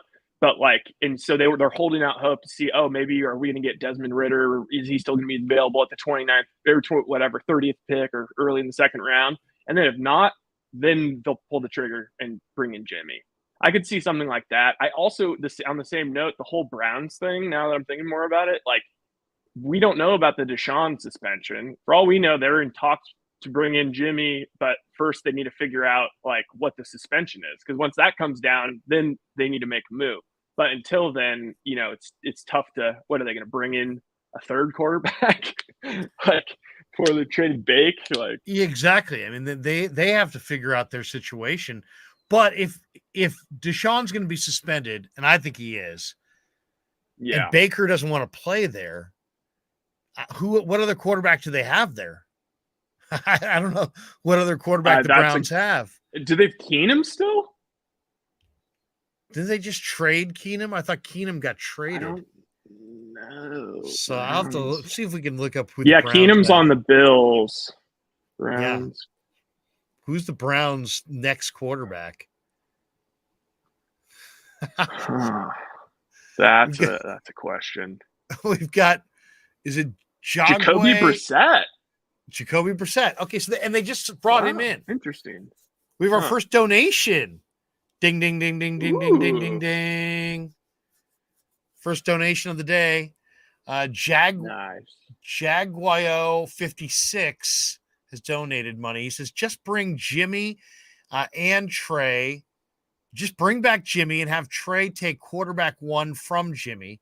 If something happens to Trey, God forbid our season depends on Nate Sudfeld. Well, that's exactly what I said before. It's like, Yeah. Wasn't the whole reason for Trey was that, man, Jimmy hasn't been able to stay healthy, and who's going to be your quarterback if you don't have Jimmy? So now, how do you then 1 year later let Jimmy go and have Nate Sudfeld? I mean, I don't know about you, Rye, but Nate Sudfeld, really? That's their backup quarterback that they're going to have confidence in? It's hard to picture. I think they probably have PTSD from how many lost seasons they've had. Like, they do not want to have another lost season. So that's what it totally made sense for me last year, where it's like, I don't understand why people couldn't get this through their head. It's like, Jimmy's the quarterback. They're good enough to win the Super Bowl with Jimmy. If Jimmy gets injured, which seems like it's probably going to happen because that's the history, then we're not going to have a lost season. At least we'll be able to use the season to develop Trey. Like, it's kind of a win-win. But yeah, if Trey gets it, you're totally right. We should definitely bring somebody in of that, Sam Darnold. I think Daniel Jones is too much because he's also making money, isn't he? Or has he not had his contract? Nick Mullins, yeah. Nick Mullins, he's a Raider. He's going to be backing up Carr. This one here from Brandon Lloyd in Kyle's doghouse last season. Was Brandon Aiyuk in Kyle's doghouse last season? He barely got targeted at the beginning of the year. I don't know exactly whose doghouse, if it was Kyle's doghouse, Jimmy's doghouse, both of them. But let's be honest, that almost cost them a playoff berth. The fact that they did not use their second best receiver for the first half of the year because they were teaching him a lesson. I mean, that one, it's like, I don't even care. It's like people are like, you don't know the real story. I don't care. I don't care what the real story is. You know what I mean? I'll say that. And nobody else should either, right? Why should anybody care what the story is? I don't have to live with Brandon Aiyuk. I don't care if he's unprofessional. I don't care what the backstory is. All I know is you didn't play your best players, and it almost cost you a playoff berth. There's no way around it, really. Yeah. Like, when he wasn't really playing, it was rough. Like, it was like, oh my God, how badly do they need an Emmanuel Sanders, like they, in like the Super Bowl year when they made it to the Super Bowl. Like, they needed that one other guy. Yeah, I mean, I understand. Like, I guess from what I was reading, like, it didn't seem like it was anything too bad. It was like maybe he's slacking a little bit on his catching up. Hey, and you know what? To be positive, I mean, it seemed like he really turned his S around. Like, he was awesome down the stretch. He did, and also I think people don't realize the importance of the receiver position to the play fake and selling the play. Exactly. I used to do quality control in the Canadian League, and we were playing. It was a Sacramento Gold Miners Las Vegas Posse game. All right, the Posse was in town against the Gold Miners, and the Posse had former Florida State wide receiver Tamarick Vanover. And Vanover was an incredible talent. And for whatever reason, he wanted to come out in the NFL draft. It didn't happen. So he wound up playing in Canada that year. But he just was a guy who just didn't want to go to class and really just wanted to play professionally. But he was very raw, and he was really, really raw. And he would come out of, come out to his position, and basically you could tell if it was going to be a pass play or a run play based on how he came out of the huddle. I mean, he literally would have his gloves kind of like loose when he wasn't going to run a pattern, and then he'd tighten them up when he was. So it's like after a couple snaps, it was like, oh, look, Tamarick Vanover's giving away a run pass on every snap. So if a receiver by their body language is giving away run pass, that's a bad thing. And NFL teams, that matters. So I think, I'm not saying that was the deal, but it could have been. That could have been the deal. Dante Wiley says Trent Sherfield definitely wasn't all that good on special teams, though. Well, yeah, I mean, Trent Sherfield, a lot of people were like, hey, Trent Sherfield's going to beat out Brandon Aiyuk. And then suddenly, not so much. Not so much. Yeah. I love Jennings, though, by the end of the year. Jennings caught some of the biggest balls of the year. Yeah. That out pattern against Green Bay. Was it the out pattern against the Cowboy game? I think he caught one in the last the Rams game, the last game of the season. Yeah, too. The last Ram game. It's a good call. It's a good call. Yeah, Anquan Bolden light. Exactly. Says King Tone says, I love the In-N-Out. Too bad it's Saturday. Ryan, my favorite future sponsor. Maybe In-N-Out. Maybe a little In-N-Out. Oh yeah, love some In-N-Out. By the way, did you get punked on any April Fools? Because the one that got me somehow 2 years in a row when I was in high school, because I wanted to believe so bad, it was like the In-N-Out press release that they were going to start adding bacon to burgers. It's just like, oh my god, like the game's over if that happens. But what's your favorite burger? If you go national burger, what's your favorite burger? So you can go Whataburger, which is big in Texas. Before we do that, let's go to our guy over here who wants to donate $5. Says it might not make sense, but if Jed York is willing to pay $26 million for a quarterback too, so be it. Name what quarterback is better than Jimmy, who knows our system. Well, you know what? He's got a point there, and he just paid $5 to make it. But I mean, that's it's not. If Jed is willing to pay the money, what do we care, right? Yeah. What do we care? I mean, you're not going to find a better backup than Jimmy, who knows the system. Jimmy likes Trey. If Trey's not bothered by it, and Jimmy is okay with it, and the rest of the players are okay with it, and Jed's willing to do it.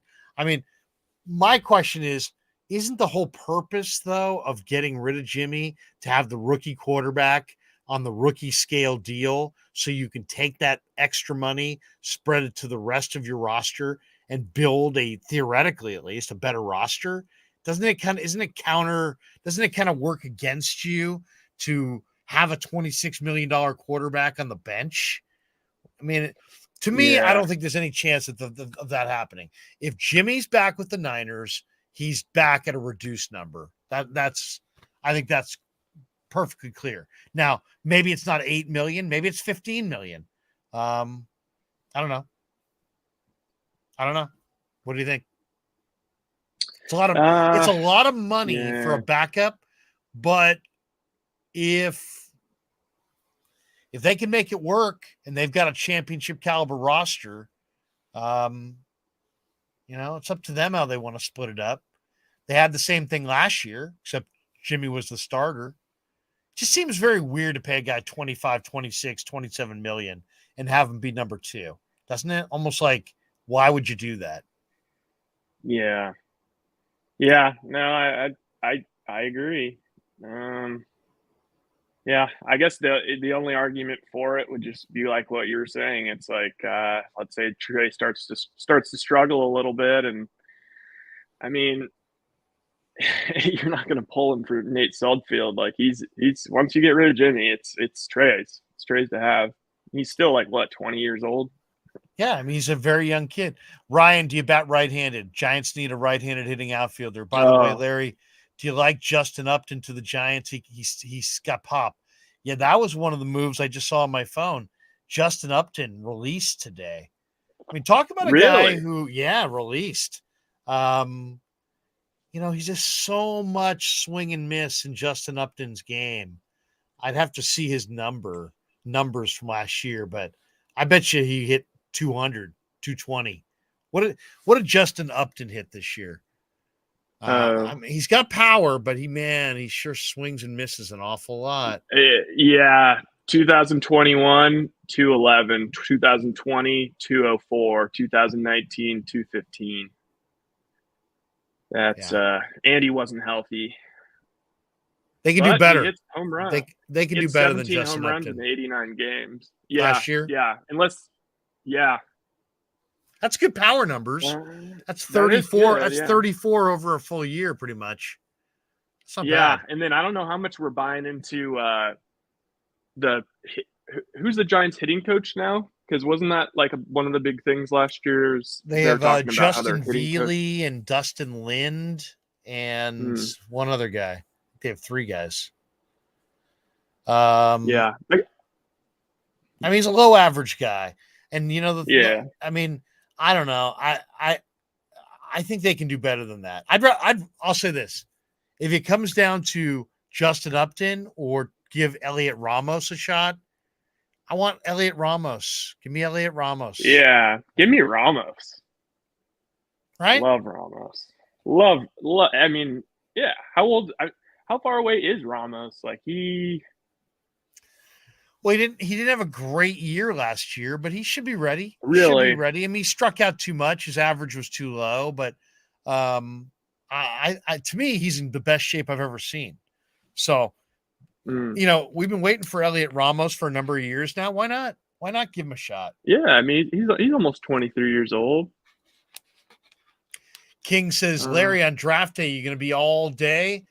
I can believe it's April. Well, I mean, we did a mock draft the other day. We're going to do another one Monday with Brian Peacock. But yeah, we're going to do some mock drafts. The mock draft was kind of fun. We got to figure out how to put it on the screen though. I think we Len and I were talking about that. I think there's another way to do it. Do a little mock draft on the screen. Yeah. You bought the equipment so we can take calls, huh? We're going to be able to take calls? Yes. Ooh, yes. Tell me about that.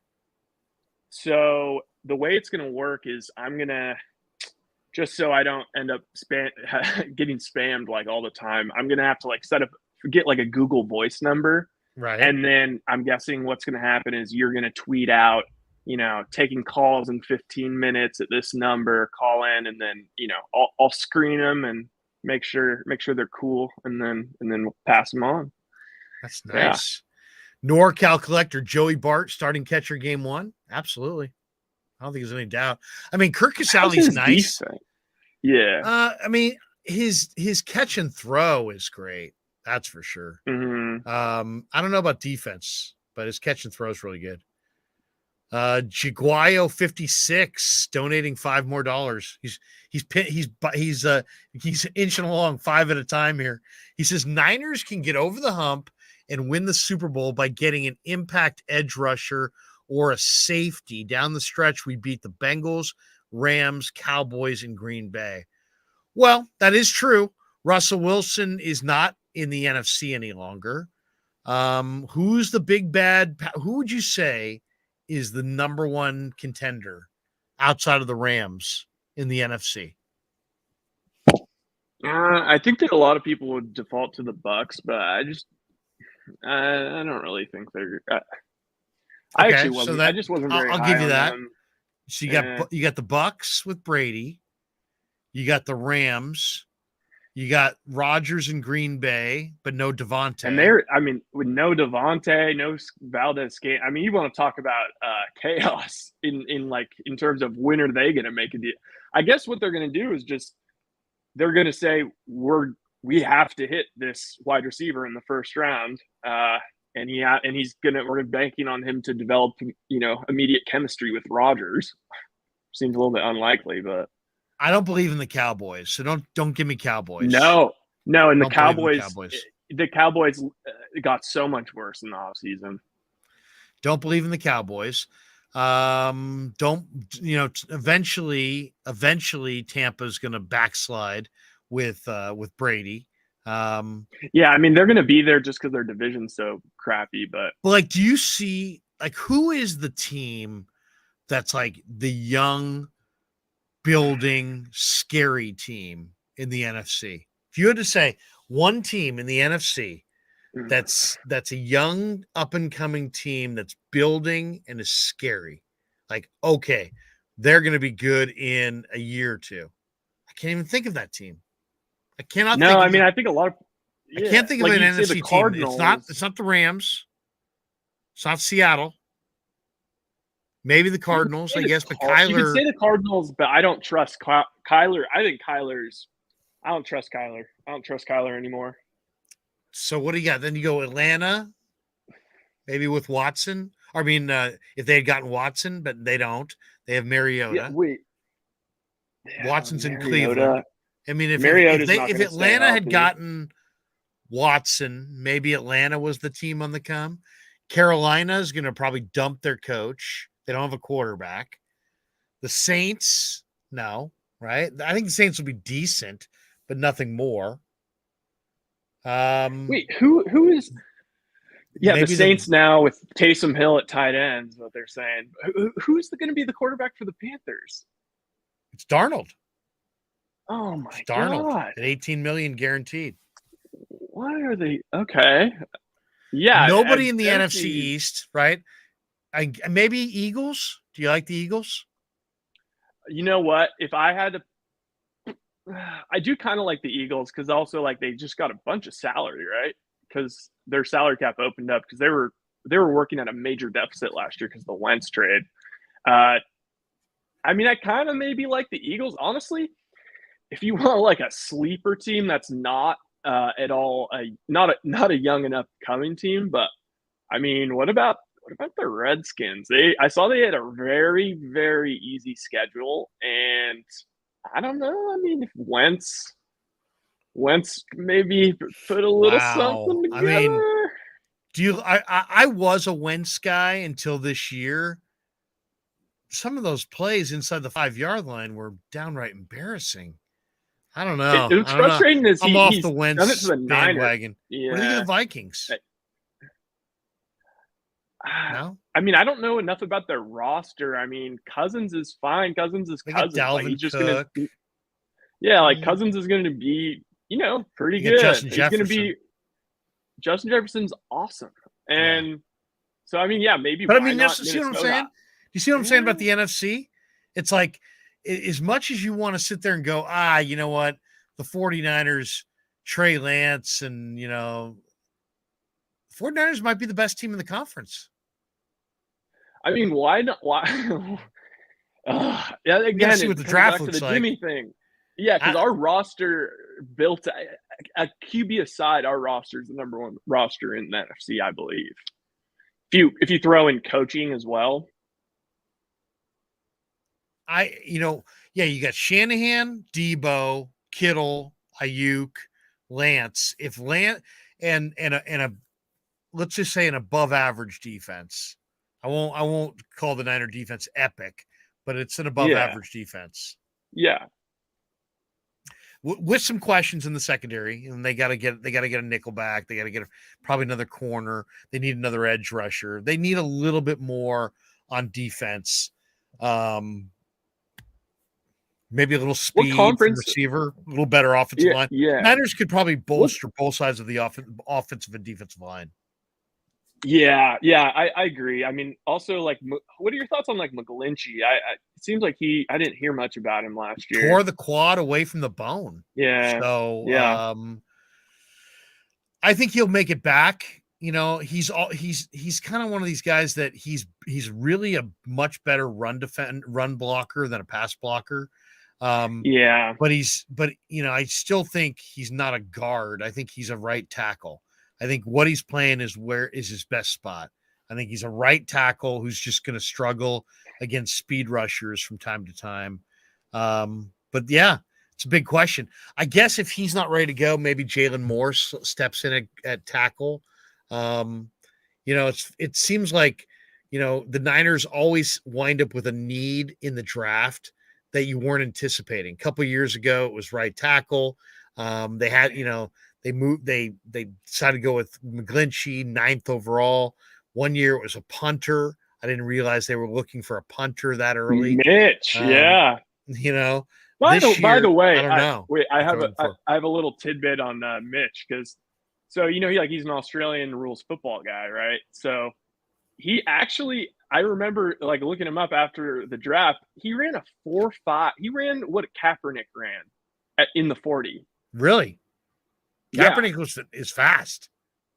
Kaepernick is really fast. And he's like a big guy. He's like 6'3". And so I actually I'm one of my friends when I was down in Santa Barbara, one of my friends plays for the Redskins right now, but he played at Utah and he was there when Mitch was there. And so we were actually going out, we were going to go grab some beers, and we were in the parking lot of some grocery down in Santa Barbara, Lazy Acres. And all of a sudden, like, we hear this Australian voice, and it's like, Jarrod? And then it was Mitch Wishnowsky.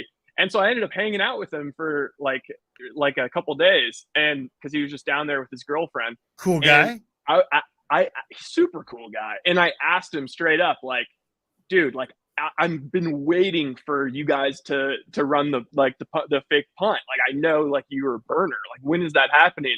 I was like, I thought for sure it was going to happen in the Super Bowl. And he's like, dude, like, I'm still just so nervous. Like, you can't imagine like how stressful it is. Like, I do not want any part of that, those fakes, but yeah. Guy says, I'm down for a Larry Krueger Vegas road trip for Niners Raiders game. Let's go. I might be down for that. That might be fun, man. Where would we stay? If we're doing a Vegas trip, where are we staying? What's the spot to stay at? I don't. So I've only really done. Where have you stayed? I've only really done it once. Okay, where'd you stay? I think I stayed at the MGM. MGM. Yeah, I've stayed Mandalay. Mandalay is pretty nice. Maybe the Wynn. The Wynn would be nice. Yeah, that would be fun. Oh, I've yet to really go back there as like a. Like, I went there in college, and so I haven't like gone there and like, you know, gambled a bunch and all that. So that'd be super fun. It's we got at Raiders this year. Yes. At Raiders in Vegas. West? Are we playing the AFC West this year? I think so. Oh God! So we get Russell maybe. Can't get rid of Russell. I'm not even sure about that actually. I think they're playing the AFC West. I think we are, because I saw we have the third most, based on like Vegas projected wins, we have the third hardest schedule, I think. I think the Rams Dante Wiley says, encore or the Win? I wouldn't mind the Win because they had a Kevin Jones and the Blue Wire people. Hooters Hotel. It's funny. I went to a bachelor party for my brother, I think it was, and we're at the Hard Rock. And my dad's at the table, and he's like, "It's so loud in here. It's so loud." He was like, "You're really bothered by how loud it was at the Hard Rock." I said, "Dad, it's the Hard Rock. That's why it's so loud." We're creeping up on 2 hours, and we probably won't go over because my wife's going to give me dirty looks if I don't get my tri-tip on the queue. So what's for dinner at the Ryan house tonight? What's for dinner? What do you got going? I actually have no idea. we might go out. We might go out to eat. We got invited to a barbecue to like go watch this game, but now that's on. I kind of want to just stay. Maybe get some takeout. No, well, anyway, we're never met a man I've been scared of. Careful, you won't get it.